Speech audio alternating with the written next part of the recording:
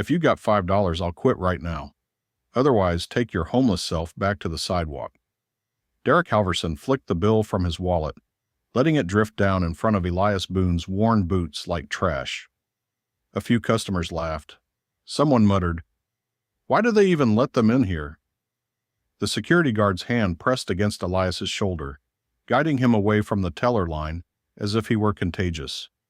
Derek leaned closer, mint on his breath, contempt in his eyes. This bank wasn't built for people like you. Elias didn't reach for the money. He lifted his eyes instead to the name carved in stone above the marble wall, while the man humiliating him had no idea he was standing on the legacy Elias built. Before continuing, comment where in the world you are watching from, and make sure to subscribe because tomorrow's story is one you can't miss. The midday sun streamed through bright riverbank's tall windows, casting long shadows across the polished marble floor. Elias Boon shuffled into the busy lobby, his worn coat hanging loose on his thin frame. A battered leather folder was tucked carefully under his arm, its edges frayed from years of use. From behind the glass walls of his corner office, Derek Halverson's eyes narrowed as he watched the elderly man take his place in line. The regional manager adjusted his silk tie, lips curling with distaste as he noticed several well-dressed customers giving Elias a wide berth. The line moved slowly. Elias stood patiently, one hand gripping his folder, while the other steadied himself on his walking stick. He observed the grand lobby he remembered from decades ago, though now the warm woods had been replaced with cold steel and glass. The original brass fixtures were gone, switched out for chrome that gleamed almost aggressively under the fluorescent lights. When Elias finally reached the counter, teller Pam Hargrove's welcoming smile froze, then fell away entirely. She straightened her blazer and cleared her throat. "Can I help you?" Her voice carried just enough edge to make it clear help wasn't really being offered. "Yes, please," Elias said softly, but clearly. "I'd like to open a checking account."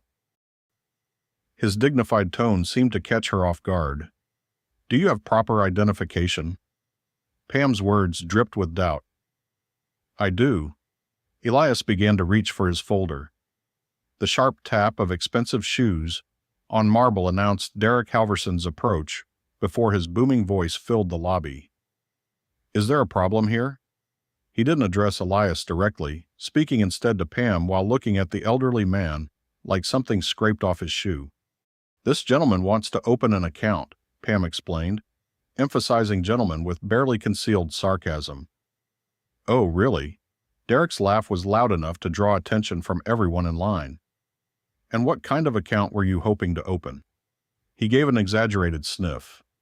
"The shelter's actually across town, if that's what you're looking for." Elias remained steady, his voice calm. "A checking account. I have $5 to deposit." The lobby grew quieter as more customers turned to watch. Derek's smile widened, cruel amusement dancing in his eyes. He gestured subtly to Luis Ortega, the security guard, who reluctantly moved closer to the counter. $5 whole. Derek's voice dripped with mock amazement. My, we don't usually see such substantial initial deposits from your," he paused meaningfully type. Elias's eyes drifted to the large bronze plaque, mounted prominently on the wall behind the teller stations. The bank's community mission statement was engraved there, promising equal service to all members of the community. He'd written those words himself decades ago. "The minimum opening deposit is $5, Elias stated simply. "It always has been." Derek leaned forward, placing both hands on the counter. His cologne was overwhelming at this distance. "Listen here. This is a respectable institution. We have standards to maintain. Perhaps you didn't notice our other customers." He gestured broadly at the lobby. "They don't come in here smelling like they've been sleeping in dumpsters." As if on cue, a well-dressed white man in his 40s approached the next teller window. "Good morning, Mr. Patterson," Derek called out warmly. "How's that new boat treating you?" "Just wonderful, Derek. About to deposit the registration fees now." "Excellent, Excellent. Let us know if you need anything. Derek's entire demeanor had transformed, all sunshine and professional courtesy. Then he turned back to Elias, the smile vanishing. You see, that's our typical clientele. Throughout the exchange, Elias remained perfectly still, studying Derek with eyes that missed nothing. The younger man's show of authority, the carefully maintained power dynamics, the casual cruelty meant to impress watching customers. It was all familiar. He'd seen it before decades ago in other faces. Slowly, deliberately, Elias reached into his coat pocket. The security guard tensed, but Elias withdrew only a crisp $5 bill. He placed it carefully on the counter, smoothing it with one weathered hand. The lobby had gone completely silent now. Even the clicks of computer keyboards had stopped. Everyone was watching the scene unfold. Derek stared at the money, then threw back his head and laughed. Oh, this is rich. He spread his arms wide, playing to his audience. Tell you what, since you've managed to scarge up $5 whole. He paused for effect, his voice rising to ensure everyone could hear. If you have $5, Derek announced with a smirk, I'll quit. The tension in the lobby was thick enough to cut with a knife. Some customers looked away in embarrassment. Others watched with uncomfortable fascination.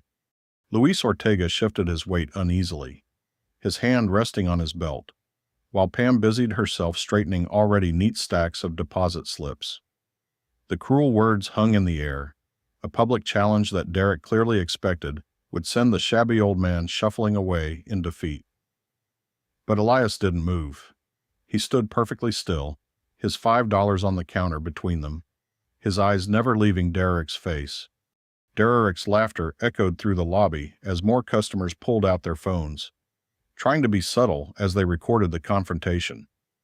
The $5 bill lay pristine on the counter between them, a small green rectangle that had somehow become the center of this mounting tension. Let me make this perfectly clear, Derek announced, straightening his designer tie. We reserve the right to refuse service to anyone who doesn't meet our institutional standards. His voice carried the practiced smoothness of someone used to making unpleasant things sound official. It's policy. Several customers shifted uncomfortably. A woman in a business suit looked down at her shoes. An elderly couple whispered to each other, their faces pinched with concern. I'd like to see that policy, Elias said quietly, his dignity unchanged. Could you show me where it's written? Derek's jaw tightened. He turned toward Luis, who stood rigid and uncertain near the counter. Mr. Ortega, please move this individual along. He's disrupting business. Luis took a hesitant step forward, his face betraying his discomfort. Sir, if you could, the policy, Elias repeated calmly. I'm sure Mr. Halverson can point to the specific regulation. His use of Derek's name caused the manager's eyebrows to rise slightly. Listen here, Derek sneered, leaning closer. This isn't a soup kitchen. We don't need to explain ourselves to every vagrant who wanders in off the street. Security will escort you out, or the police can do it instead. The lobby had grown so quiet that the soft scrape of Elias's folder opening seemed unusually loud. With careful movements, he withdrew several yellowed papers and laid them on the counter beside the $5 bill. The documents were clearly old, but well preserved, their edges crisp despite their age. Derek glanced dismissively at the papers, then did a double-take. His eyes widened slightly as he recognized official incorporation seals and signatures. At the bottom of one document was a black and white photograph showing a younger Elias standing proudly in front of the original Bright River Bank building, surrounded by the first board of directors. Clearly these are fake, Derek announced, but his voice had lost some of its certainty. Sir, if you're confused about Bright River Bank was originally called River Valley Savings and Trust, Elias interrupted softly. The first branch was at 1242 Mason Street, now demolished. Article 7, Section 3 of the original charter includes specific protections for founding members, including he recited the exact legal language of a clause that made Derek's face go pale. Pam's fingers flew across her keyboard, her hands trembling slightly as she accessed the bank's internal records. The line behind Elias had grown longer, but no one complained. People leaned forward, phones still recording as the scene unfolded. "That's quite enough," Derek snapped, reaching for the documents. "These obvious forgeries." "Please don't touch those," Elias said with quiet authority. "They're originals." More employees had gathered behind the counter now, watching the confrontation with growing unease. A young loan officer whispered something to her colleague, who shook his head in disbelief. Pam's sharp intake of breath cut through the tension. Her screen displayed an old employee file, one that had been buried deep in the system, but never deleted. There was no mistaking the younger version of Elias in the profile photo or the title beneath it. Boon Elias, founder, Mr. Halverson. Pam's voice shook slightly as she turned the monitor toward him. "He's in our records." Derek's face hardened as he stared at the screen, his carefully maintained expression of authority cracking around the edges. The same information was now displayed on several other employee terminals, as curious staff members searched the database. Luis had backed away from Elias, his hand dropping from his belt. Other customers continued recording, their phones capturing every moment of Derek's obvious discomfort. The power dynamic in the lobby had shifted palpably, like air pressure dropping before a storm. The $5 bill still sat untouched on the counter, but now the worn leather folder beside it carried the weight of history.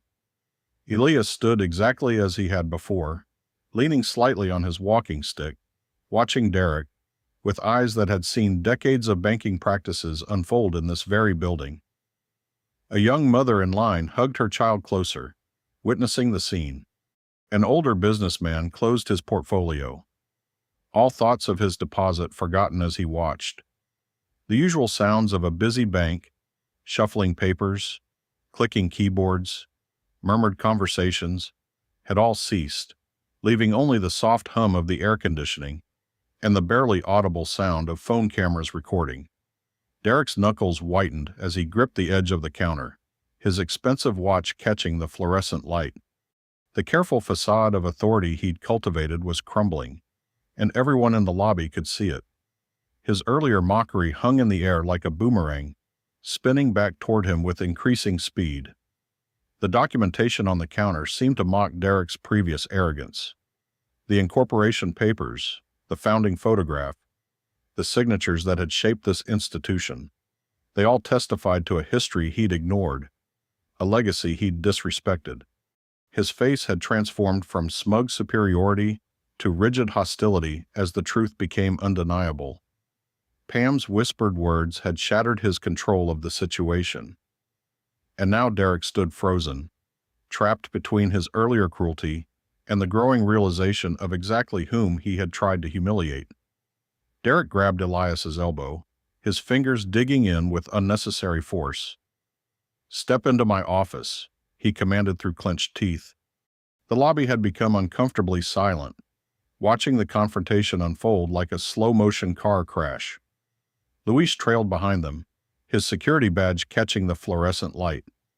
His dark eyes darted between Derek and Elias, clearly torn between his duty and his conscience. The young guard's hand rested uneasily on his belt, as Derek practically dragged Elias toward the manager's desk. "Sit," Derek ordered, pointing to a chair. When Elias remained standing, Derek's face flushed darker. "Fine. You claim to be Elias Boon. Prove it. Show me current identification." Elias reached into his worn coat pocket with deliberate slowness. He produced a weathered wallet, removing an old driver's license. The plastic was scratched. The photo faded, but the name and face were clear enough. Next came a yellowed letter signed by the original board of directors, thanking Elias for his visionary leadership. Derek snatched both items, examining them with exaggerated skepticism. His manicured fingers left smudges on the old license. These could be fakes. Anyone could forge. "Call Harold Whitmore," Elias suggested quietly. "He'll remember me." Derek's eyes narrowed, but he reached for his desk phone. He punched in numbers with sharp, angry jabs, putting the call on speaker. The ring echoed through the tense office. Whitmore speaking. The voice that answered was smooth and cultured, carrying the weight of authority. Mr. Whitmore, this is Derek Halverson at the downtown branch. We have a situation. Derek's tone had shifted to something more deferential. There's someone here claiming to be Elias Boon. A heavy pause filled the line. When Whitmore spoke again, his voice carried a dismissive chuckle. Elias Boon? That's unexpected and quite impossible. Hello, Harold, Elias said clearly. Another pause, shorter this time. Ah, I see. Whitmore's voice hardened slightly. Mr. Boon sold his interest in this institution many years ago. If someone is there claiming otherwise, they are either confused or not well. Derek's confidence visibly grew with each of Whitmore's words. He has some old documents which mean nothing. Whitmore cut in smoothly. The sale was completely legal. All shares were transferred. If this person is disrupting business, you should handle it appropriately. Thank you, sir. Derek's smile had turned predatory. He ended the call and stood, straightening his suit jacket. You heard Mr. Whitmore. You have no standing here. Through the glass walls, customers were still watching. Phones still recording. A young woman in business attire was typing rapidly on her phone, uploading what she'd captured. The video would be viral before the hour was out.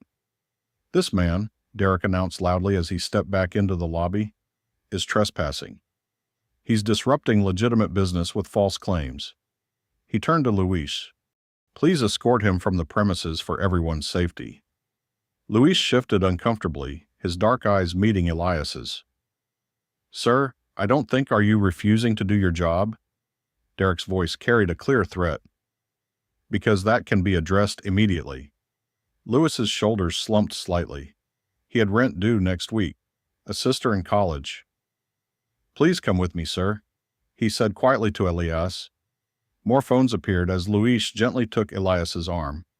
The contrast between Lewis's careful touch and Derek's earlier roughness was stark. Elias didn't resist. He moved slowly but steadily toward the exit, his eyes drawn again to the mission statement mounted on the wall. The words seemed to mock the scene. Serving our community with integrity since 1978. Elias studied them as if measuring the distance between promise and reality, between what he'd built and what it had become. The automatic doors slid open, letting in a blast of hot air. Traffic noise flooded the lobby. Cars honking, buses hissing, the city moving relentlessly forward. Derek stood watching, arms crossed, victory etched in his stance. But before stepping out, Elias turned. His movements were unhurried as he leaned closer to Derek. The manager instinctively pulled back, but Elias's words reached him clearly. I didn't come for $5. I came for accountability. The harsh sunlight swallowed Elias's figure as he stepped outside. The automatic doors whispered shut behind him, leaving Derek standing in the artificial cool of the lobby. The $5 bill still lay on the counter where it all began, now surrounded by scattered papers and forgotten transaction slips. Luis remained by the door, his posture rigid with discomfort. Other employees pretended to be busy, but their movements were mechanical, distracted. The customers who had witnessed everything were still frozen in place, their phones gradually lowering as the scene concluded. Derek tugged at his tie, trying to project authority despite the sweat beating at his temples. He cleared his throat. Next customer, please, he called out, as if nothing unusual had happened. But his voice carried a slight tremor that hadn't been there before. The young woman who had uploaded the video was now showing it to the person next to her. Their whispered conversation carried just far enough. Did you see how he treated that old man? And he's the founder. A rustle of movement spread through the lobby as people began sharing the video, forwarding it, posting it to social media. The story was already spreading beyond these walls, beyond Derek's control. The artificial quiet of the bank lobby felt like the eye of a growing storm. The blue light from Naomi's phone cast shadows across her living room as she scrolled through her social media feed. Empty takeout containers littered her coffee table. Another late dinner after a long day chasing leads at the newspaper. A video autoplayed, the sounds of a bank lobby filling her apartment. Her thumb froze mid-scroll, the elderly man in the worn coat. She knew that face. Even through the shaky phone footage, she recognized the dignified tilt of his chin, the careful way he held himself. Her grandfather, Elias Boon. "Oh my God," she whispered, turning up the volume. The footage was damning. The sneering bank manager, the casual cruelty, the forced removal. Comments flooded the video. Another entitled "Boomer, making trouble. Who shows up with $5 nowadays? Bet he's just confused and lost. That manager should be fired." Naomi's hands shook as she watched it again and again. 5 years since she'd last seen him. 5 years of believing he'd abandoned their family. Walked away from everything he'd built. But here he was, being humiliated in the very bank he'd founded. She grabbed her keys, knocking over a cold cup of coffee in her haste. Her journalist instincts kicked in. She had contacts, ways to trace people. 3 phone calls later, she had an address. A boarding house in the old part of town where rent was cheap and questions were few. The drive took 20 minutes. Naomi rehearsed her anger in the car, all the things she'd wanted to say for years, about leaving them, about the silence, about her grandmother dying without him there. The boarding house was a faded Victorian, paint peeling around sagging window frames. Window units hummed against the evening heat. A flickering porch light illuminated the worn steps as Naomi climbed them. Room 2B, she knocked sharply. Footsteps approached, measured and unhurried. The door opened, and there he was, closer than he'd been in years. Elias looked tired, the day's confrontation weighing on his shoulders, but his eyes were clear and alert. "Naomi." He said her name softly, like a prayer. $5? Her voice cracked. "You show up after all these years for $5? He stepped back, holding the door wider. "Come in, please." The room was small but meticulously organized. A narrow bed, a desk covered in papers, walls lined with filing cabinets, no photos, no personal touches. It looked more like an office than a home. "Why?" Naomi demanded, standing rigid just inside the door. "Why did you leave us? Why are you living like this? What was that scene at the bank about?" Elias settled heavily into a desk chair, gesturing for her to take the room's only other seat. "I never left." "Not really." "You disappeared." "I was forced out," he corrected quietly. "Legally cornered. They threatened to destroy the bank's reputation, to drag your grandmother's name through the mud, to make sure your mother never worked in finance again." Naomi's journalism training kicked in. "Who threatened you?" Harold Whitmore, the board. "They saw an opportunity when the recession hit, used it to push me out, change the bank's direction. But they made a mistake." He reached for a filing cabinet drawer. "They thought I'd just fade away." He pulled out a thick binder, then another, and another. Each was carefully labeled with dates spanning the past 5 years. "I stayed close," he continued, opening the first binder. "Watched, gathered evidence, built a case." Naomi leaned forward, professional instincts overtaking personal hurt. The binders contained loan denial letters, printed emails, spreadsheets tracking foreclosure patterns. Her trained eye caught the coding. Certain neighborhoods marked for enhanced scrutiny. Loan terms suddenly changing for specific demographics. "Look at the zip codes," Elias said, pointing to a highlighted column. "Compare them to census data. Look at the denial rates versus credit scores." Naomi's fingers traced the patterns emerging from the data. Systematic discrimination. They're targeting minority neighborhoods. They're using complex financial products to hide it. Pushing adjustable rates in certain areas, knowing the borrowers won't understand the terms. Setting people up to fail. But why go in today? Why let them humiliate you on camera? Elias's eyes held a deep sadness because sometimes injustice needs a face. Sometimes people need to see cruelty in broad daylight to recognize what's happening in the shadows. Naomi picked up another document, internal emails discussing neighborhood cleanup through strategic foreclosures. Her reporter's mind was already organizing the story. The data, the paper trail, the human impact. The bank I built was meant to lift people up, Elias said, his voice heavy with purpose. To give chances to those other banks ignored. To strengthen communities, not destroy them. More documents covered the desk. Now, performance reviews praising managers for aggressive acquisition strategies. Bonus structures tied to foreclosure rates. Training materials teaching how to deny loans while avoiding discrimination claims.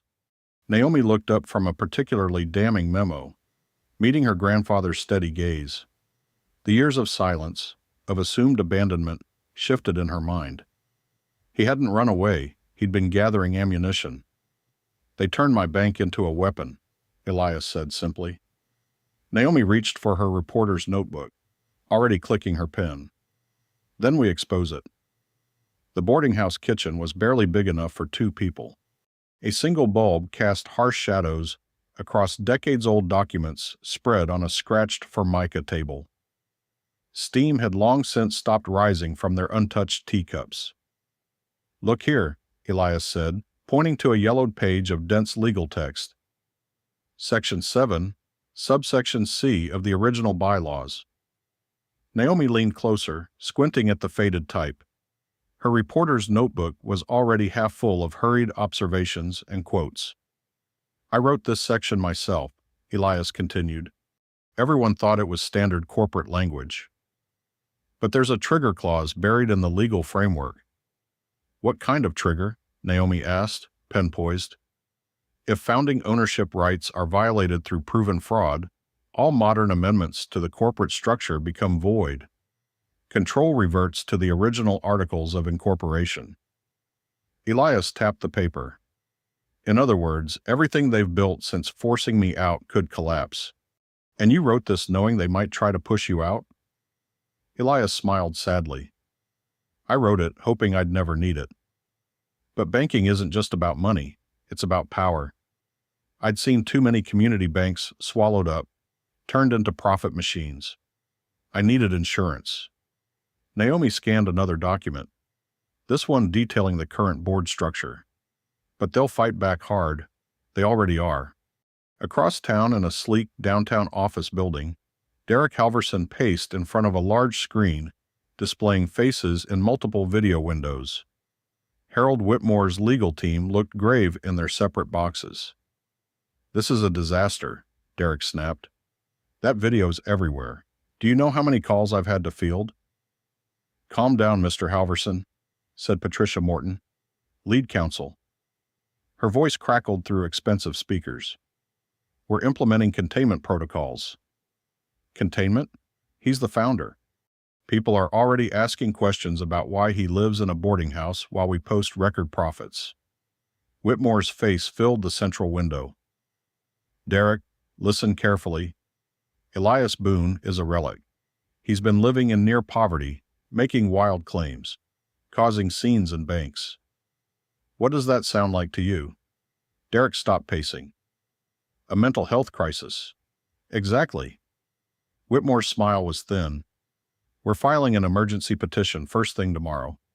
We'll paint a picture of a once great man, sadly declined, who needs protection from himself. The court will appoint a guardian, and any claims he makes will be legally worthless." "And his granddaughter?" Derek asked. "She's a reporter, a journalist chasing conspiracy theories about her mentally unstable grandfather. That's not credibility, that's desperation." In the boarding house kitchen, Naomi's phone chimed. She opened the email, eyes widening as she read. "Someone from legal just sent this," she said. "Anonymous account. They're going to petition for emergency guardianship. Call you mentally unfit." Elias nodded unsurprised. Standard tactic. They did the same thing to Marcus Thompson when he tried to stop the merger at First Capital and Elaine Brooks at Pacific Trust. They'll claim they're protecting me while they silence me. How are you so calm about this? Because I've spent 5 years studying their moves. We need Evelyn Shaw, the civil rights attorney, the one who won the redlining case against United Federal. Call her now. Elias slid a business card across the table. Tell her it's about the Bright River bylaws. She'll understand. Naomi dialed, surprised when it was answered despite the late hour. She explained quickly, mentioned Elias's name and the bylaws. Dawn, Evelyn said simply. My office. Bring everything. They worked through the night, organizing documents into clear timelines. Elias explained each piece, the hidden ownership structures, the buried clauses, the patterns of systematic discrimination carefully obscured beneath layers of corporate policy. Your father used to help me with the community outreach programs, Elias said softly as they worked. Every Saturday, teaching financial literacy classes, helping people understand mortgages, build credit, plan for their futures. Naomi paused in her scanning. I remember those Saturdays. He'd come home so tired but happy. The bank was meant to be a legacy for your family, for the community. When they forced me out, I couldn't fight back immediately.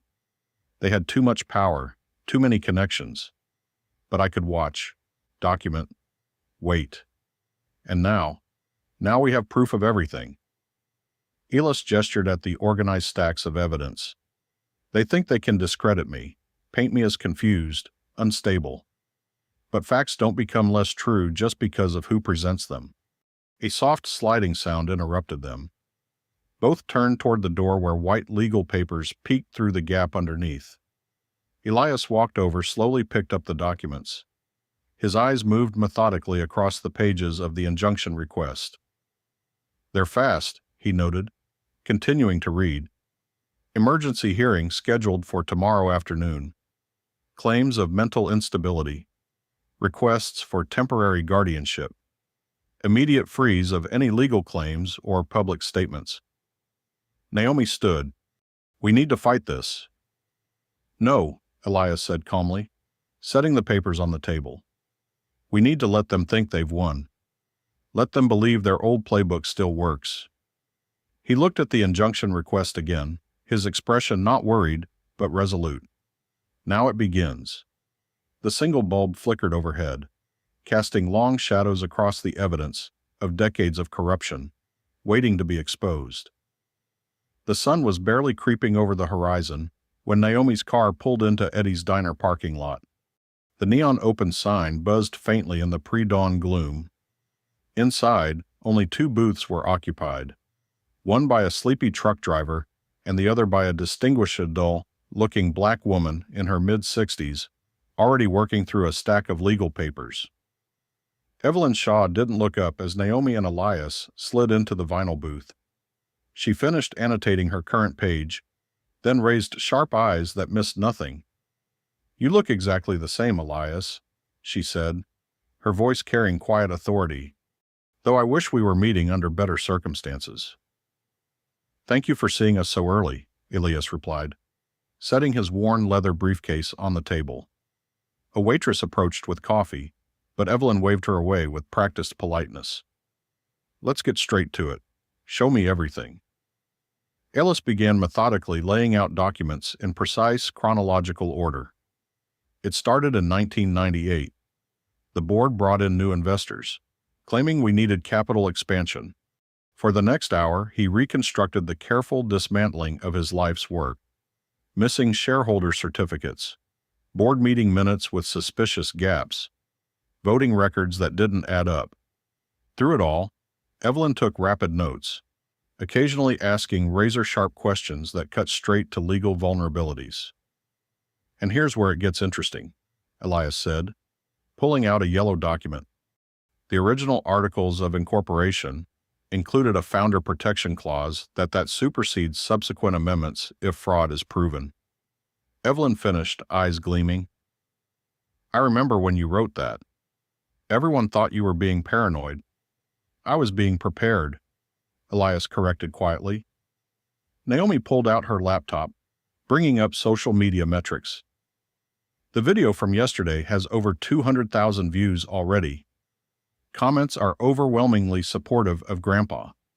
Angry at the bank. Local news is starting to pick it up. Evelyn's expression grew serious. They'll try to control the narrative, make Elias look confused, delusional, paint you as an angry granddaughter spreading conspiracy theories. They'll weaponize respectability. Suits versus street clothes, corporate polish versus a boarding house address. They already are, Naomi said, showing them her phone. The bank's PR team had just issued a statement. Bright River Bank is aware of a disturbing incident involving a former employee. While we sympathize with Mr. Boon's current situation, his claims about past involvement with our institution appear to stem from serious confusion. We are concerned for his well-being and hope he receives appropriate care. Evelyn's lips tightened. Classic playbook. They'll build this narrative all day unless we move fast. She pulled out a legal pad. Here's what we do. First, we file for emergency preservation of evidence. Everything from security footage to email archives. Second, we request a temporary restraining order against any retaliation against employees who might support Elias's version of events. Third, we demand immediate production of all historical shareholder records. Across town, Derek Halverson was already doing damage control. He'd called an emergency staff meeting before opening hours. His usual polish showing signs of strain. Listen carefully, he told the assembled employees. Yesterday's incident was unfortunate. Mr. Boon is clearly a troubled individual who needs help. Corporate HR will be providing statements for you to sign, confirming his aggressive behavior. Pam Hargrove, the teller, shifted uncomfortably, but he wasn't aggressive at all. He was actually very polite. The statement simply confirms that his presence was disruptive to normal business operations. Derek cut in smoothly. We're helping him, really making sure he gets proper care. Luis Ortega stood at his usual post by the door, security uniform crisp despite his sleepless night. When the HR representative approached with his statement, he read it carefully. This says, I observed threatening gestures and hostile behavior, he said slowly. That's not what happened. Derek's smile didn't reach his eyes. Luis, you're an excellent employee. It would be a shame if this situation affected your performance review. Your mother still depends on our bank's health insurance, doesn't she? Luis felt his jaw tighten, but said nothing. At her newspaper, the City Chronicle, Naomi strode directly to her editor's office. Mark looked up from his morning coffee with visible reluctance. Whatever it is, make it quick. We're on deadline. I need to run an investigative series on Bright River Bank, Naomi said, dropping her research on his desk. Systematic discrimination, predatory lending, corporate fraud. Hold up, Mark interrupted. Bright River is one of our biggest advertisers. We'd need something rock solid. The man they humiliated yesterday. He's the original founder. I have documentation proving he was forced out illegally. And I have 5 years of evidence showing how they've betrayed everything the bank was created to be. Mark's expression shifted as he began flipping through her notes. How fast can you write it? First piece can go live by noon. Do it. Naomi's fingers flew across her keyboard, crafting a story that would ignite public outrage. Bright River's forgotten founder. How a community bank lost its soul. She wove together the viral video, historical documents, and stark statistics showing how the bank's lending patterns had shifted to target minority neighborhoods for foreclosure. At 11:58 a.m., she hit publish. At 4:55 p.m., Evelyn Shaw strode into the county courthouse, filing an emergency motion for preservation of evidence. The clerk's eyes widened at the thickness of the supporting documentation. You're cutting it close, she warned, glancing at the wall clock. As long as it's stamped before 5, Evelyn replied calmly. Justice doesn't mind waiting a few minutes. The late afternoon sun cast long shadows across Clara Watkins's small front yard. Yellow foreclosure notices fluttered in the breeze, taped haphazardly to her weathered blue door. Naomi stood on the cracked concrete path, notepad in hand, watching the elderly woman's fingers tremble as she pulled another notice down. "They just keep coming," Clara said softly, her dignity intact, despite the shame in her eyes. 3 this week alone. The house behind her was modest but immaculate. White trim, freshly painted, flower boxes bursting with marolds. Decades of pride visible in every careful detail. "Mrs. Watkins, can you tell me about the refinancing application?" Naomi asked, following her inside to a kitchen that smelled of fresh cornbread and lemon cleaner. CL's arthritic hands sorted through a stack of papers at her small formica table. 38 years in this house. Never missed a payment. She pushed her reading glasses up her nose. "My Norman, God rest him. Made sure we always paid on time, even during the layoffs in '89. When he passed, I kept right on schedule with my teacher's aide, pension." She produced a thick folder organized with the precision of someone who'd spent a lifetime keeping records. "The property taxes went up last year, not by much, but enough to stretch things tight. I just needed a small adjustment to the rate. My credit score is good, and the house is worth 3 times what I owe." Naomi examined the application documents, her journalist's eye-catching details. Clara's payment history was spotless. Her debt-to-income ratio was conservative. By any standard metric, she was a perfect candidate for refinancing. "They kept finding new reasons," Clara continued, pulling out rejection letters. "First, they said my pension wasn't steady enough income. Then, they wanted an assessment. I paid $400 for that. Then, they said the house needed repairs before they could proceed. Every time I met one requirement, Mr. Halverson's office found another." The kitchen door creaked open and Elias entered quietly, his face grave as he took in the scene. Clara's eyes widened slightly with recognition from the viral video. "You're him, aren't you? The founder they threw out yesterday." Elias nodded, lowering himself into a chair.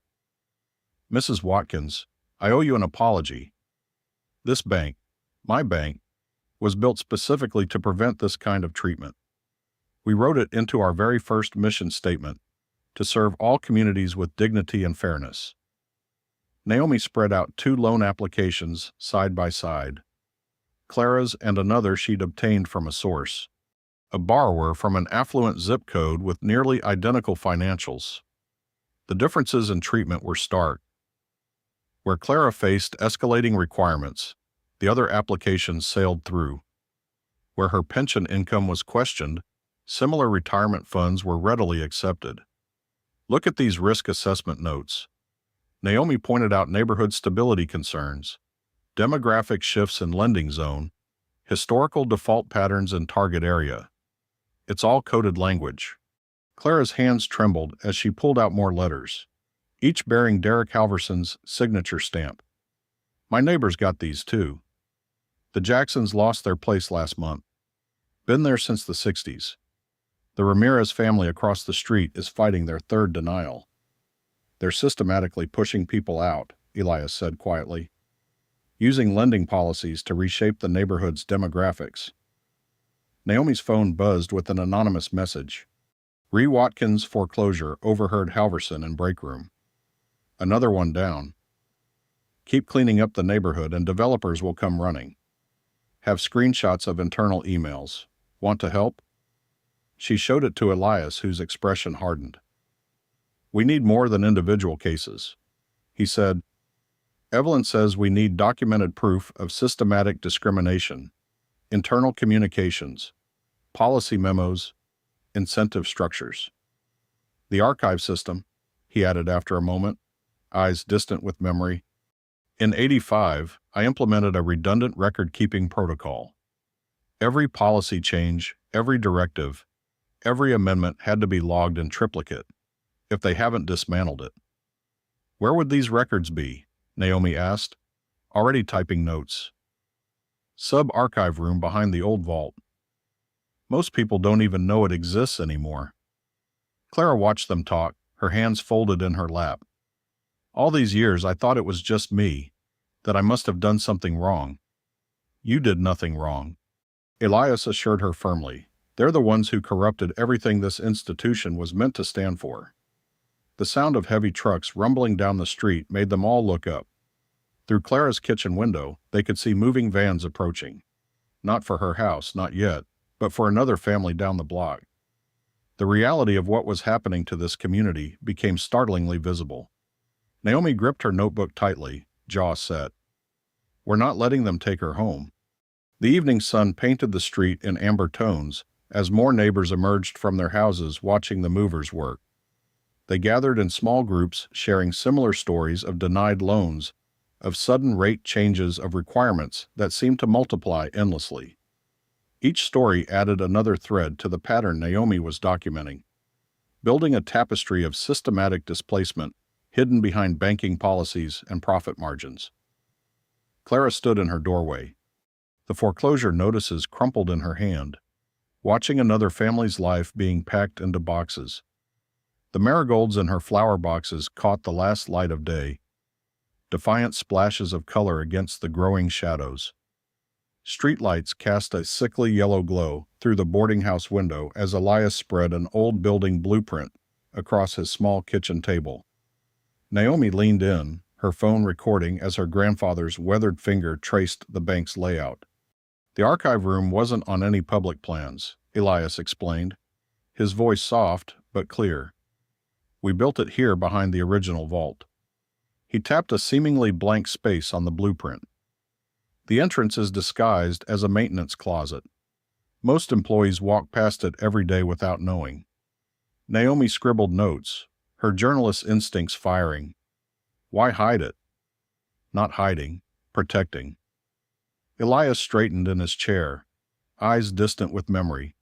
After the savings and loan crisis in the 80s, I saw how easily records could disappear when convenient. So, we created a secure space, climate-controlled with triple redundancy for every document.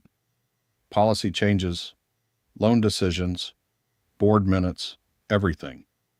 The boarding house creaked around them, its old bones settling in the night. A car alarm wailed somewhere in the distance. If those records still exist, Naomi said, they could prove the discrimination pattern. Show how they twisted your founding mission. Elias nodded, then reached for his ancient flip phone. There's someone who can help us. Raymond Pierce. He ran operations for 20 years before they pushed him into early retirement. The phone rang several times before a gruff voice answered. Elias put it on speaker. Raymond, it's Elias Boon. A sharp intake of breath.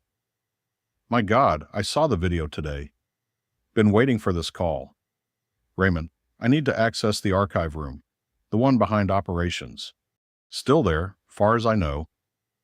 They tried converting it to storage a few years back, but that special ventilation system you installed made it too complicated. They just locked it up instead. Naomi leaned forward. Mr. Pierce, this is Naomi Boon. I'm writing about what's happening at the bank. Would you be willing to help us? A long pause. Your grandfather built something special, young lady. Watching them tear it apart piece by piece. Raymond's voice hardened. Meet me across from the bank at dawn. I know the maintenance schedule when the cameras reset. While they planned across town in his luxury apartment, Derek Halverson paced before his laptop. Harold Whitmore's face filling the screen. Find something on the girl, Whitmore ordered. Past articles, retractions, complaints, anything to discredit her reporting. Already on it, Derek replied, and I'm handling the security guard situation. Luis Ortega. He's been reluctant to sign our version of events. Pressure him. Everyone has something to lose. Derek ended the call and pulled up the staff files. Lewis's employment record showed a sick mother, medical bills, a modest apartment he could barely afford, perfect leverage. Back at the boarding house, Naomi refreshed her news feed. Her first article had exploded online. Bank founder emerges to fight discrimination. Comments poured in from other customers sharing similar stories. "Look at this," she showed Elias. "The Watkins case isn't isolated. People are coming forward from all over the city." Elias studied the screen, his face tight with controlled anger. They didn't just corrupt the bank's mission. They turned it against the very people it was meant to protect. "We'll need legal grounds to access those archives," Naomi said. "Already handled," came a voice from the doorway. Evelyn Shaw stood there, briefcase in hand, looking sharp despite the late hour. "Court-approved request for specific document categories. They'll have to grant access or face contempt charges." The night wore on as they refined their plan. Evelyn prepared legal arguments while Naomi drafted her next article. Elias sat quietly, memorizing the updated building layout Raymond had texted. Finally, the eastern sky began to lighten. They gathered their materials and drove separately to the bank, parking on side streets to avoid attention. The building's glass facade reflected the dawn's pink glow, making it look almost innocent. Raymond Pierce waited in the shadow of an old oak tree, his retired security uniform still crisp after all these years. His face was lined with age, but his eyes were sharp as he watched the early morning cleaning crew enter through a side door. "Maintenance uses that service entrance," he explained quietly. "Camera blind spot between 6:15 and 6:20 when the system resets. Guards change shifts at 6:30. Elias nodded, recognizing the precision that had made Raymond an excellent operations manager. Naomi checked her watch. 6:10 a.m. Once inside, Raymond continued, "You'll have about 12 minutes before the first employees arrive. The archive room lock was never updated. Too expensive to retrofit the specialized door." He reached into his pocket and withdrew a worn key card, its magnetic stripe still dark despite years of disuse. "Never turned this in when they pushed me out. Figured it might matter someday." Elias took the card, feeling its weight.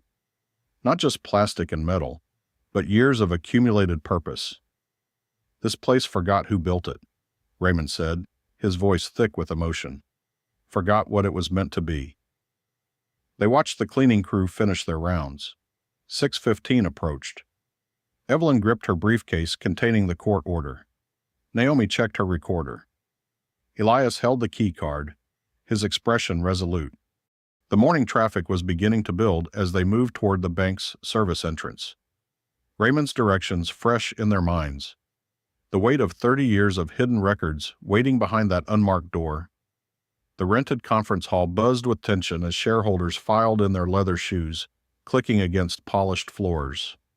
Sunlight streamed through tall windows, casting long shadows across the mahogany table where Elias Boon sat quietly, his worn coat a stark contrast to the suits surrounding him. Naomi slipped into the seat beside him, dropping a thick folder of proxy forms onto the table. 32 signatures, she whispered. Small shareholders from the early days. Most didn't even know they still had voting rights. Elias nodded, his eyes fixed on Harold Whitmore's empty chair at the head of the table. Derek Halverson paced near the coffee station, his usual swagger dampened by nervousness. Evelyn Shaw arranged legal documents with military precision, each tab color-coded and annotated. The room filled with murmurs as board members recognized Elias, some averting their eyes, others staring openly. At precisely noon, Harold Whitmore swept in, flanked by 2 corporate attorneys. His silver hair caught the light as he took his seat, offering the room a practiced smile that didn't reach his eyes. "Before we begin," Whitmore announced, "I must note this meeting's unusual nature. Nothing unusual about shareholders exercising their rights." Evelyn cut in, her voice carrying the weight of decades in courtrooms. "My client holds valid proxy votes." Derek shifted uncomfortably as Naomi began distributing packets to each board member. Inside were loan denial statistics, color-coded by neighborhood demographics. Clara Watkins' case sat on top, her perfect payment history highlighted in yellow. "The numbers speak for themselves," Naomi stated, standing to address the room. Denial rates in minority neighborhoods are triple those in comparable white areas. But it gets worse. She pulled out her phone, playing an audio clip of Derek boasting about cleaning up neighborhoods through aggressive foreclosures. His face reddened as his own voice filled the room. Elias spoke for the first time, his quiet tone drawing everyone's attention. I founded this bank to serve all people equally. These documents show systematic discrimination. A younger board member flipped through the packet, frowning. These denial patterns, they're rather stark. Meaningless correlations, Derek interrupted, but his voice cracked slightly. Evelyn stood, presenting a motion for immediate oversight. Given the evidence of discriminatory practices, we move for an independent review committee. Several shareholders began whispering among themselves. An older woman in pearls studied Clara's loan file with growing concern. And there's more, Naomi continued, producing a printed email. This internal memo links executive bonuses directly to foreclosure rates. Mr. Halverson received substantial payments for each property seized. Derek's coffee cup clattered against its saucer. Whitmore tried to interject, but Evelyn was faster. I move to enter this document into the official record, she declared, passing copies to the corporate secretary. Page 3 specifically mentions targeting certain neighborhoods for aggressive collection. The room temperature seemed to drop as shareholders digested the implications. A board member removed his glasses, polishing them nervously. Elias carefully opened his original copy of the bank's bylaws. Section 7, paragraph 4 states clearly, upon presentation of credible evidence of systematic ethical violations, shareholders may vote to establish an emergency review panel. The board secretary confirmed the clause's existence. Hands began rising around the table, shareholders requesting to be heard. I've banked here 40 years, one man stated. Never knew we were pushing people out like this. A woman in a blue blazer spoke up. These foreclosure incentives. They're predatory, plain and simple. The meeting chair's gavel shook slightly as more voices joined in. Derek loosened his tie, glancing desperately at Whitmore. Naomi watched the room's mood shift, hope rising in her chest. Decades of discrimination were finally coming to light. Even longtime Whitmore allies appeared shaken by the evidence. Elias's hands remained steady as he gathered his documents. For a moment, justice felt within reach. Then Harold Whitmore rose slowly to his feet, his thin smile never wavering. The room fell silent as he reached into his briefcase, withdrawing a single sheet of yellowed paper. "This has been quite the performance," he said smoothly. "But before we continue this theatrical display, perhaps we should discuss the document that proves Mr. Boon has no shares at all." The words fell like stones into still water, ripples of shock spreading through the conference hall.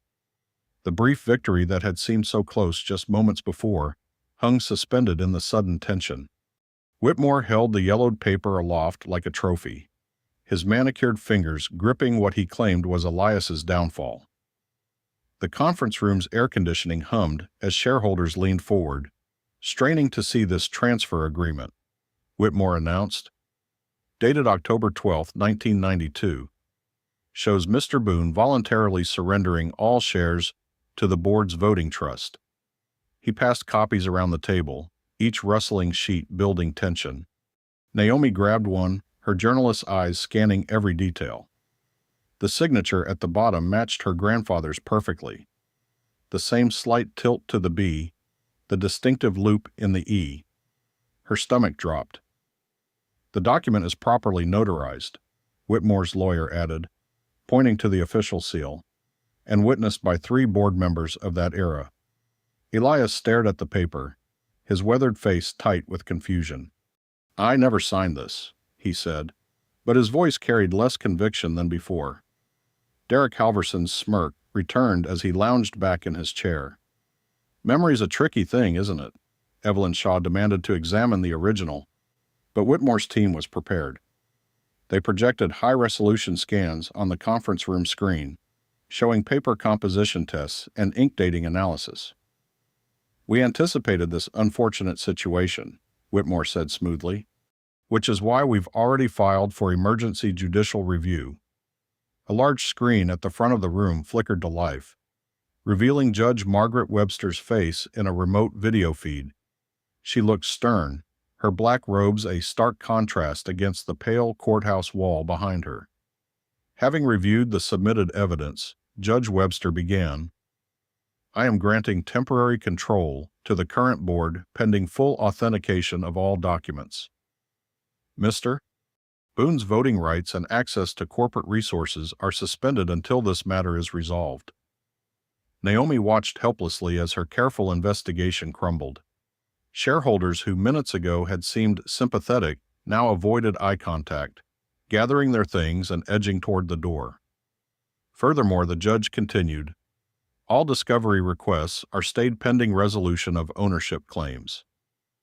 Evelyn tried to object, but the judge's decision was final. The video feed cut out, leaving them in stunned silence. Through the conference room's glass walls, they could see reporters clustering in the lobby. Phones buzzed as news alerts went out. Naomi's screen lit up with the first headline, Founders Claim Unravels. Documented proof shows no ownership. Her editor's name flashed on her phone. Naomi, he said when she answered, his voice tight with stress. The bank's lawyers just called. They're threatening a defamation suit over your articles. We need to print a retraction, but the discrimination evidence, she started. They're saying you knowingly published false claims from an unauthorized source. They have documentation, Naomi. We can't risk it. Social media exploded. Tweets questioned her integrity. Blog posts dissected her past articles, twisting quotes out of context. Comment sections filled with accusations about exploiting an elderly man for headlines. The conference room emptied quickly. Derek made a show of collecting Elias's visitor badge, his victory evident in every movement. Security will escort you out, he said, not bothering to hide his satisfaction. Whitmore paused at the door, turning back to face them. Mr. Boon, I truly hope you find the help you need. Perhaps your granddaughter should focus more on your care than on manufacturing scandals. The drive to Clara Watkins's street felt endless. The setting sun cast long shadows between the modest homes, making the sheriff's notices on Clara's door glow an angry orange. Moving trucks lined the curb, workers carrying out boxes of her life. Clara sat on her porch steps, a small suitcase at her feet. Her eyes were dry but empty as she watched her belongings disappear into the trucks. Decades of memories reduced to inventory numbers on a clipboard. I called my niece in Atlanta, she said quietly when she saw them. She has a spare room. Naomi crouched beside her, rage building at the sight of this proud woman reduced to dependency. Mrs. Watkins, we're not giving up. We'll find a way. A sharp notification sound cut through the evening air. Elias pulled out his phone, his hand trembling as he read the message. They've frozen my accounts, he whispered. Every penny. The color drained from his face. He swayed slightly, reaching for the porch railing, but missing. Years of stress, age, and the day's brutal developments caught up in a rush. Grandpa. Naomi grabbed his arm as his knees buckled. They managed to get him back to his boarding house room. The bare walls and simple furniture, a stark reminder of how far he'd fallen from his founder's office.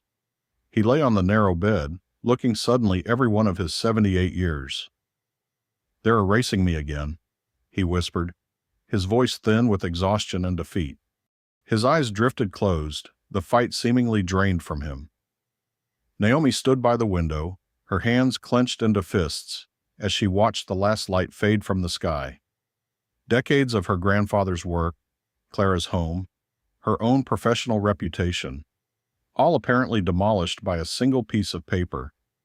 She turned back to the bed, fury burning away her doubts. Not this time, she said, her voice hard with determination. The sharp knocking jolted Naomi from restless sleep. Morning light barely filtered through the cheap motel curtains, where she'd crashed after getting Elias settled. Her laptop still hummed from overnight research. Scattered papers covering every surface. 3 more urgent knocks. Naomi grabbed her phone. 5:47 a.m. Through the peephole, she saw Luis Ortega shifting nervously in his security uniform, glancing over his shoulder at the empty hallway.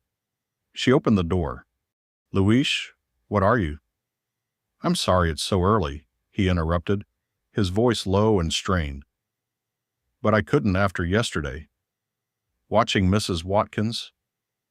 He swallowed hard. "Can I come in, please?" Naomi stepped aside quickly, clearing papers from a chair.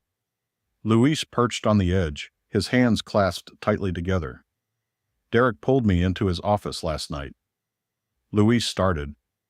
"Wanted me to sign a statement saying your grandfather was aggressive, that he threatened staff." His jaw clenched. Said, "If I didn't play ball, I could kiss my job goodbye. My mom's medical bills, my sister's college fund." He knew exactly where to push. "But you didn't sign." Naomi reached for her recorder, then hesitated, waiting for permission. Luis nodded at the device. "Record everything. I'm done being scared." Silent. He took a deep breath. "There's something bigger you need to know. The bank.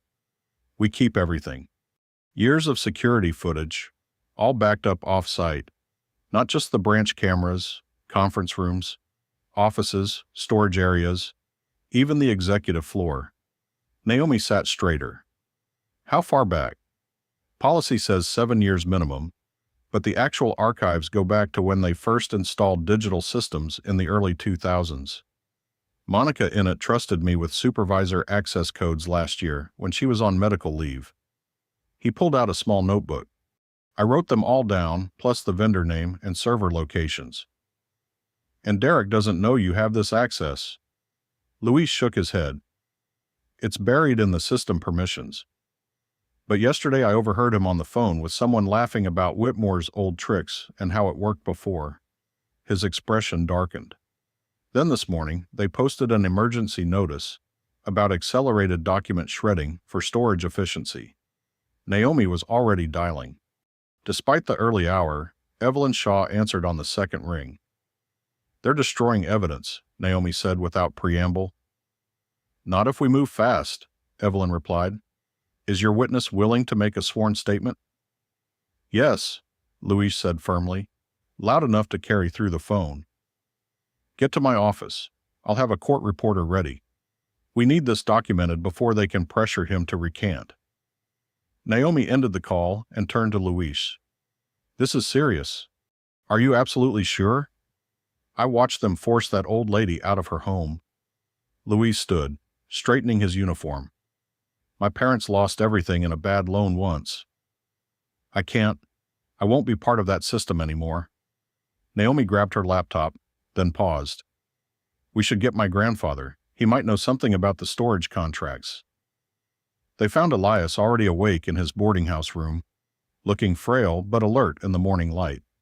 When Luis explained about the footage archives, Elias's eyes sparked with recognition. "Data Vault Solutions," he said. "That was the original vendor name. I insisted on long-term backup redundancy when we first went digital. Too many lost documents in the old days." He smiled faintly. "Check under their subsidiary, Secure Archives Limited. The contract renewal would have been automatic under the original terms." Naomi's fingers flew across her laptop keyboard. "Got it. Parent company still active. Same storage facility." She turned the screen to show business registration records. "They can't claim these archives don't exist." Luis checked his watch. "I'm supposed to start my shift in 2 hours. Call in sick." Evelyn's voice was firm through the speakerphone. "We need to get your statement documented now while the evidence is intact." They helped Elias into Naomi's car, the morning traffic still light as they crossed town to Evelyn's office. The elderly lawyer was waiting at her desk, a court reporter already set up in the conference room. Luis sat straight back as he detailed everything. The access codes, Derek's threats, the overheard conversations about document destruction. The reporter's fingers flew across her stenotype machine, capturing every word. And you're making this statement of your own free will? Evelyn asked formally. Yes. Louis's voice was steady. I understand I might lose my job.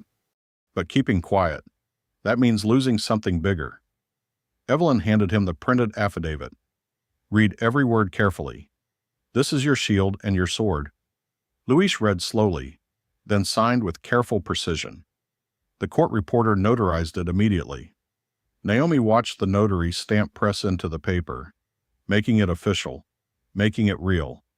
Her heart pounded with the weight of what they just gained, and what they might find in those archived recordings. Evelyn gathered the documents, her movements precise and purposeful. She looked at each person in the room.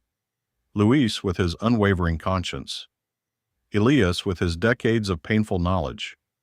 Naomi with her investigative fire. Now we hunt the truth, Evelyn said, holding up the notarized affidavit. With proof they can't bury. The small house on Maple Street looked exactly as Naomi remembered from childhood visits. Neat flower boxes, faded green shutters, brass numbers slightly tarnished. Martha Wilson, her grandmother's closest friend, had kept it virtually unchanged since Rebecca Boon's passing 5 years ago. Everything's just as she left it, Martha said softly, unlocking the front door. I dust weekly, but I never moved her things. Somehow it felt wrong. Naomi followed Elias inside. The familiar scent of lemon furniture polish and old books wrapped around them. Morning light filtered through lace curtains, dancing across photographs of happier times.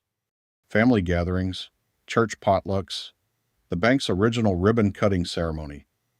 Elias's fingers trembled as he touched the banister. Rebecca always said, she always told me she'd protected something important. I thought she meant memories. Where should we look? Naomi asked, noting how the house seemed smaller than in her childhood memories. The trunk, Elias said. In the bedroom, she kept everything that mattered in there. Martha led them upstairs, each step creaking familiar notes. The master bedroom remained a time capsule, flowered wallpaper, quilted bedspread, and a large cedar trunk at the foot of the bed. Martha excused herself, understanding their need for privacy.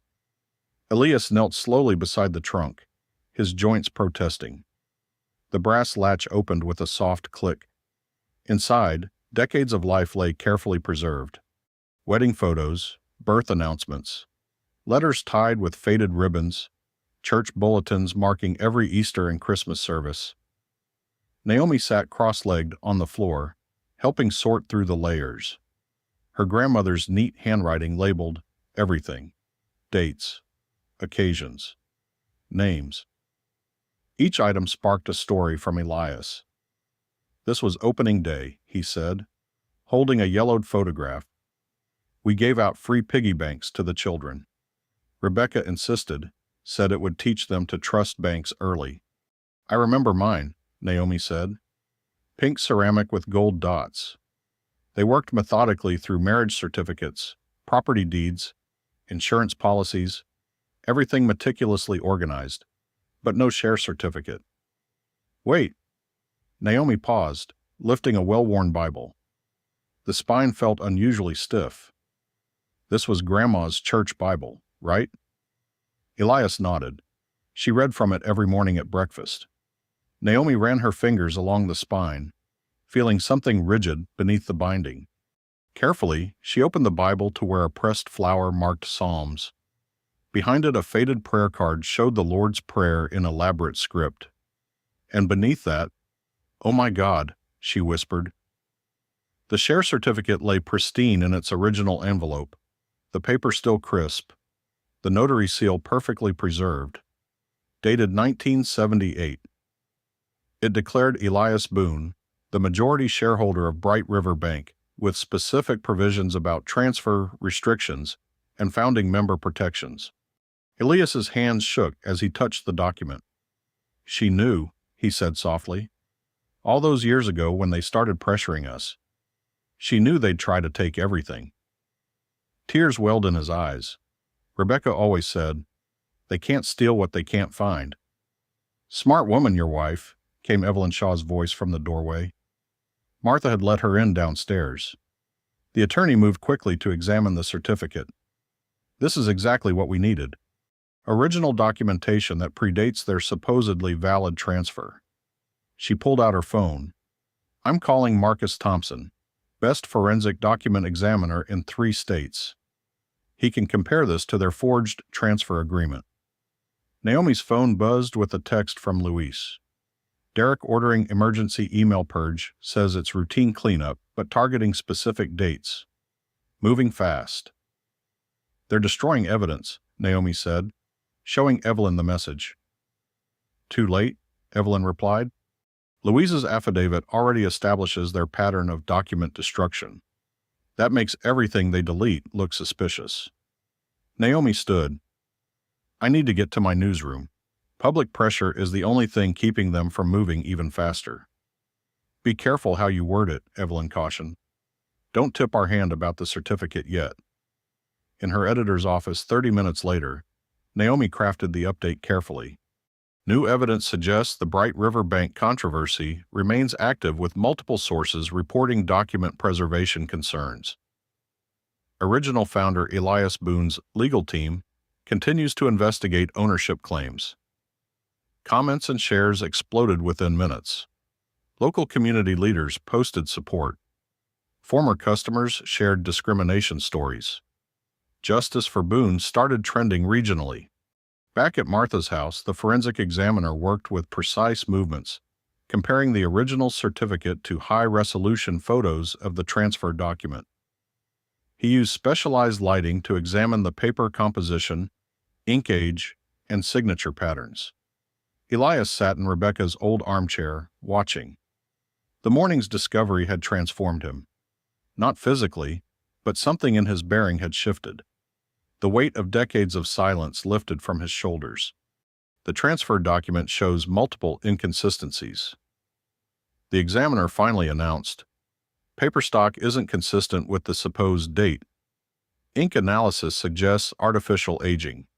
Most importantly, the signature characteristics don't match Mr. Boon's verified exemplars.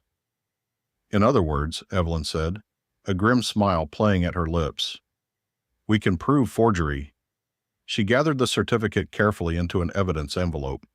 This, combined with Louise's testimony about the video archives and their sudden document purge, she squared her shoulders. We're ready to reopen the fight. The evening sun cast long shadows through Evelyn Shaw's office windows as she arranged 5 chairs around her mahogany conference table. Files and laptops covered every surface, creating an informal war room. Elias Boon sat quietly, his weathered hands folded over the Bible-protected share certificate. Naomi paced, checking her phone for news updates. Luis Ortega arrived straight from his shift, still in his security uniform, followed minutes later by Raymond Pierce, who carried a thick folder of his own. Let's build this timeline precisely, Evelyn said, uncapping a marker at the whiteboard. We need every detail documented, every connection clear. Raymond spoke first, his voice heavy with old anger. It started in '98. Whitmore had just joined the board. Everything changed. Sudden policy reviews, new lending metrics. The pressure came in waves, Elias added, eyes distant with memory. First subtle, then overwhelming. They called emergency meetings at odd hours, always with urgent papers requiring immediate signatures. Naomi typed rapidly on her laptop, cross-referencing dates. The bank's public records show a major structural reorganization that year. Heavy transfer of voting rights. December 12, 1998, Raymond said suddenly, sitting straighter. I remember because it was my wedding anniversary. Whitmore kept Elias late, insisted on reviewing routine documentation about branch operations. Luis pulled out his tablet, fingers moving quickly through security system archives. The old camera system logged everything by date and room. Even if they deleted footage, metadata remains. He paused, eyes widening. Here, December 12, 1998. Conference room, B 9:47 p.m. to 11:23 p.m. Multiple entries. The metadata proves they were there, Evelyn noted, writing rapidly. If we can access those backup tapes through Discovery. There's more, Luis said. The system tagged document processing events. Every time papers went through the scanner or copier, it logged it. That night shows 17 separate scanning events. Naomi leaned forward. How many documents did they claim Elias signed that night? 3, Raymond answered. I saw the file myself the next day. 17 scans, 3 documents. Evelyn mused. They were testing his signature, making multiple copies until they got what they wanted. Elias nodded slowly. They kept saying the light wasn't right. The scanner was acting up. I remember being so tired. Classic coercion setup, Evelyn said, adding notes to the timeline. Isolation, fatigue, urgency. They manufactured pressure to force compliance. Luis pulled up another screen. The backup tapes are stored at secure vault services on Wilson Avenue. Company policy requires 30-year retention for all executive-level meetings, which means the footage still exists. Naomi said, excitement building. We can prove Whitmore orchestrated the whole thing. Evelyn turned from the whiteboard. Luis, I need a detailed affidavit about the security systems, backup protocols, and metadata retention. Raymond, your eyewitness account of that period is crucial. We'll file for emergency production of those tapes. Naomi's phone buzzed. Another leak from inside, she said, reading quickly. Derek's quarterly reports. They tracked foreclosure rates by neighborhood demographics. Look at these bonus structures. Higher payouts for properties in specific zip codes. The same areas they redlined for loans, Elias said quietly. They denied mortgages, then profited from the foreclosures. Evelyn's fingers flew across her keyboard. This adds another layer. We can request federal review based on securities fraud indicators, systematic discrimination, falsified documents, hidden incentive structures. We need to force them into the open, Naomi said. Make them defend these practices publicly. The Founder Protection Clause, Elias said, touching the share certificate gently. I wrote it specifically for this scenario. Proven fraud against founding ownership triggers an immediate shareholder review. Raymond nodded. I remember when you added that clause. Whitmore fought against it. Said it was unnecessary. Now we know why. Evelyn said we filed the emergency motion tonight. Demand an emergency board meeting tomorrow. While they're defending themselves publicly, the regulators get everything. Naomi finished. The forged transfer, the security footage, metadata, the bonus structures. Luis checked his watch. I can get the complete metadata logs before midnight. They don't know I have this level of system access. Evelyn began assembling documents into clear sections. Timeline evidence, sworn statements, security records, financial data. We hit them from multiple angles simultaneously. They can't bury everything at once. Ellis sat calmly, watching the activity around him. The others noticed how he seemed to grow more centered, more assured as the pieces came together. This was his bank, his rules, his foresight from decades ago, finally serving its purpose. Walk me through the Founder Clause again, Evelyn said. We need the invocation to be word perfect. Elias recited from memory, his voice steady. Upon presentation of clear evidence indicating fraudulent action against founding ownership, all current board actions are suspended pending full shareholder review. No transfer of assets or voting rights may occur until resolution. Simple, clear, and legally binding. Evelyn noted, You built a trapdoor they never saw coming. The room worked in focused silence for the next hour. Raymond organized historical records. Luis extracted and formatted security logs. Naomi prepared press statements. Elias reviewed every document, adding context from his original tenure. At 11:42 p.m., Evelyn finished the final paragraph of the emergency motion. The attachment list ran for 3 pages. Affidavit, evidence logs, financial records, and the crucial share certificate documentation. She looked up at the group, her cursor hovering over the file button on the court's electronic submission system. "Once this goes in, there's no turning back," she said. "They'll fight with everything they have." "Good," Naomi said fiercely. "Let them." Evelyn pressed file. The system chimed, confirming receipt. She turned to the others and said simply, "Tomorrow they won't control the room anymore." Morning sunlight streamed through the towering windows of Bright River Bank's executive boardroom, illuminating the tension-filled space. The massive mahogany tables stretched the length of the room, surrounded by leather chairs occupied by board members, legal teams, and select shareholders. Their faces reflected varying degrees of concern and curiosity. Harold Whitmore sat at the head of the table, his usual composed demeanor showing slight cracks around the edges. His fingers drummed quietly on the polished surface.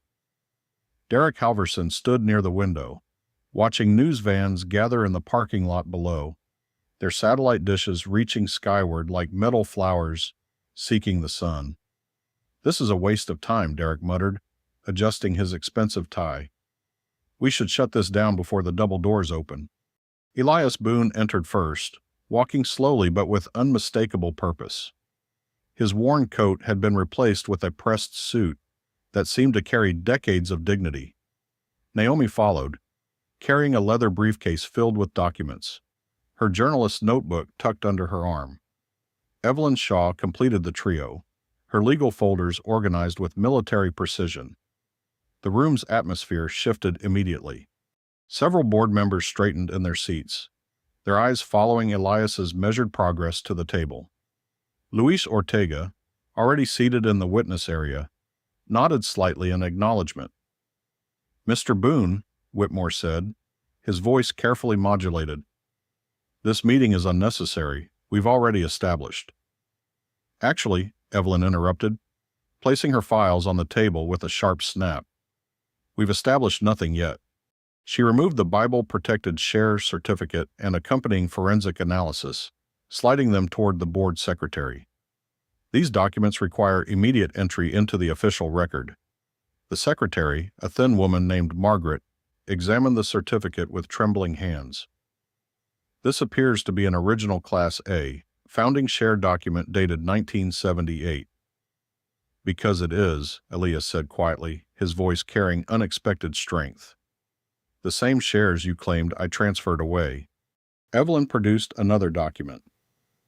"The forensic analysis confirms this certificate's authenticity. Additionally, we have proof that the alleged transfer document is a forgery." Whispers rippled through the room. A young board member leaned forward, adjusting his glasses.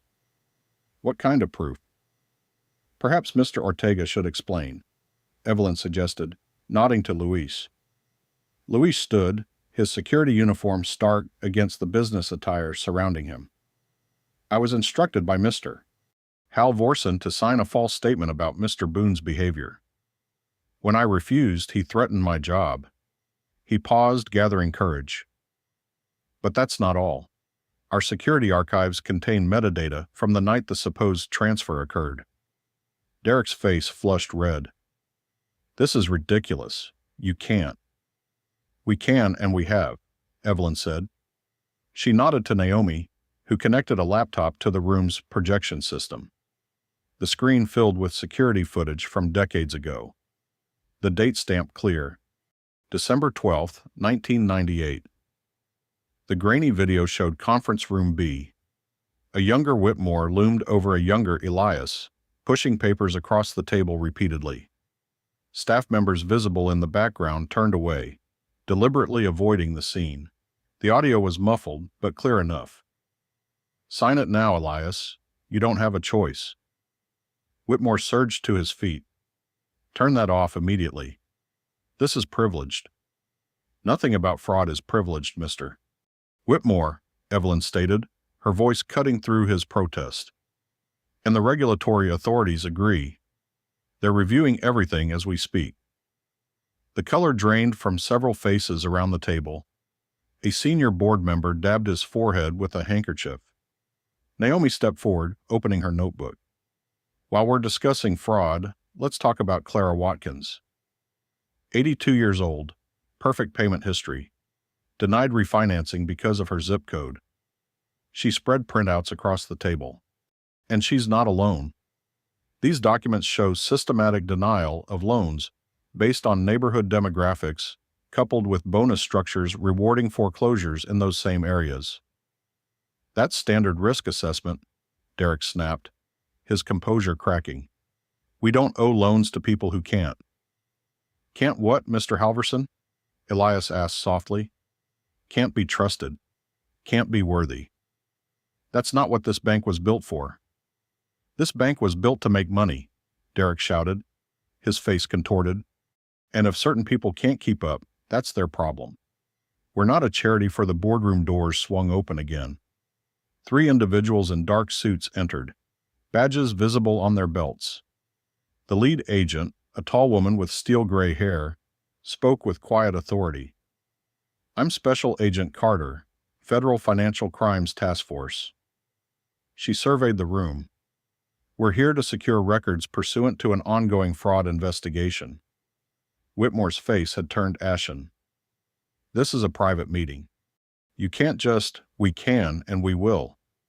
Agent Carter replied, Mr. Whitmore, you're under investigation for securities fraud, document falsification, and conspiracy to commit financial discrimination. 2 more agents entered, carrying document preservation notices. Derek stumbled backward, bumping into the window. This isn't happening, he whispered. The room erupted into controlled chaos.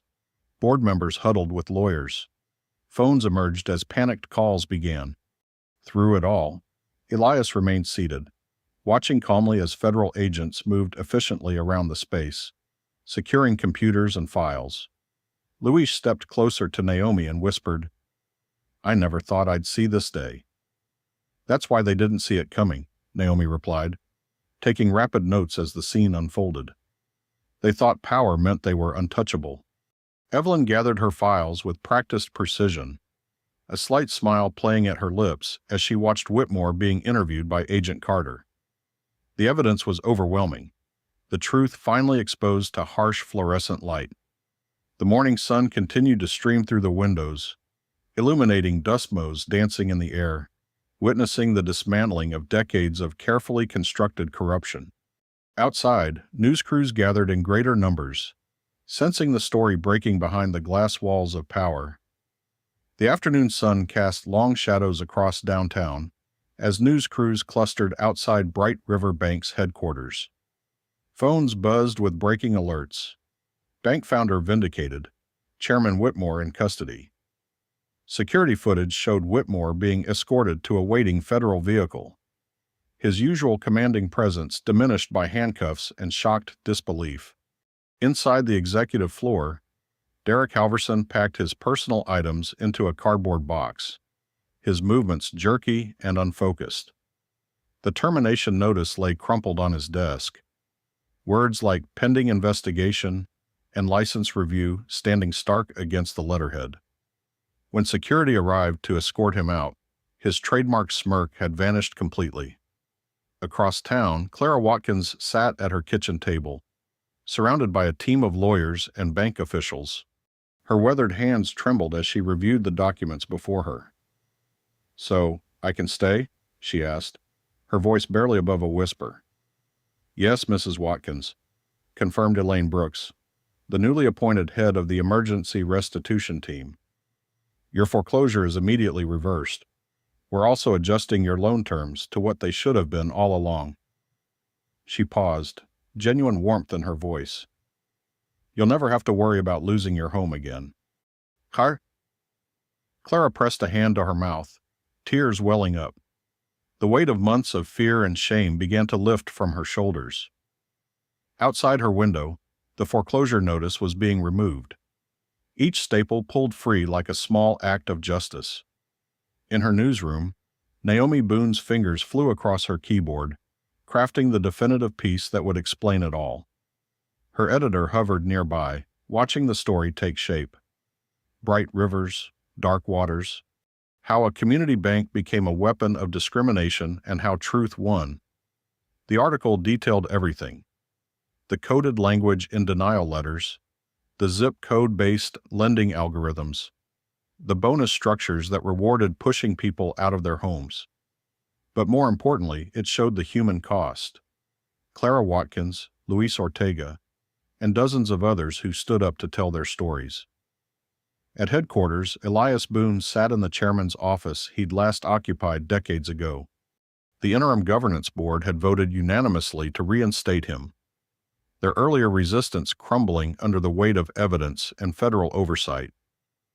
The reforms begin immediately, Elias announced to the assembled executive team, his voice steady and clear. First, we establish an independent lending audit committee. Every denial will be reviewed for bias. Second, we create a community advisory board with real power, not just window dressing. He paused, making eye contact with each person in the room. Third, we set up a $50 million restitution fund for borrowers who were wrongfully denied or foreclosed upon. And fourth, we implement ironclad protections for employees who report misconduct. Luis Ortega, watching from the back of the room, stood a little straighter. His new position as ethics compliance officer felt like validation of every moment he'd chosen. Conscience over comfort. As the sun began its descent, Elias made one final stop. He walked through the front doors of the branch where everything had started, where Derek had once mocked him in front of a lobby full of people. The space felt different now, quieter, humbler perhaps. Pam Hargrove looked up from her station, her face flushing with recognition and shame. She remembered laughing at Derek's jokes, turning away when she should have spoken up. "Mr. Boon," she said softly, "I'm so sorry about before." Ellis raised a hand gently. "The past is done. What matters is what we do now." He approached her station as she opened the new account drawer with trembling fingers.